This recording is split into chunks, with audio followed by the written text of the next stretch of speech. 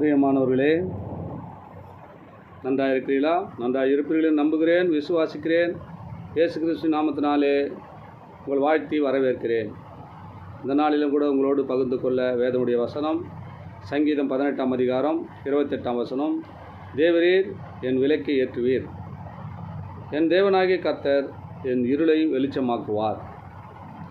தாவீது இங்கே நம்பிக்கையோடு சொல்லுகிறார், தேவரீர் என் விளக்கை ஏற்றுவீர்.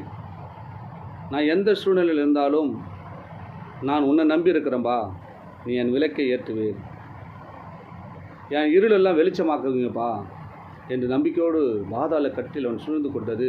அநேக போராட்டங்கள் மத்தியிலே மாட்டிக்கொண்டிருக்கும் போது தாவீது தேவனை நோக்கி இந்த வார்த்தையை பேசுகிறார், என் விளக்கை ஏற்றுங்கப்பா, தேவனாகிய கர்த்தரின் இருளை வெளிச்சமாக்குங்கப்பா என்று கேட்கிறார்.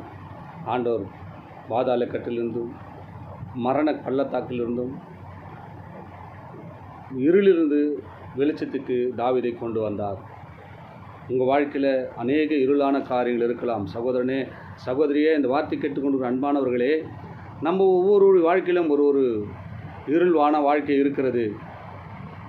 வியாதியாக இருக்கலாம், வறுமையாக இருக்கலாம், கடன் தொல்லையாக இருக்கலாம், அநேக பிரச்சனையாக இருக்கலாம். அதெல்லாம் இருள் என்று ஆண்டவர் சொல்கிறார். அதையெல்லாம் நீக்கப் போகிறேன் என்று சொல்கிறார்.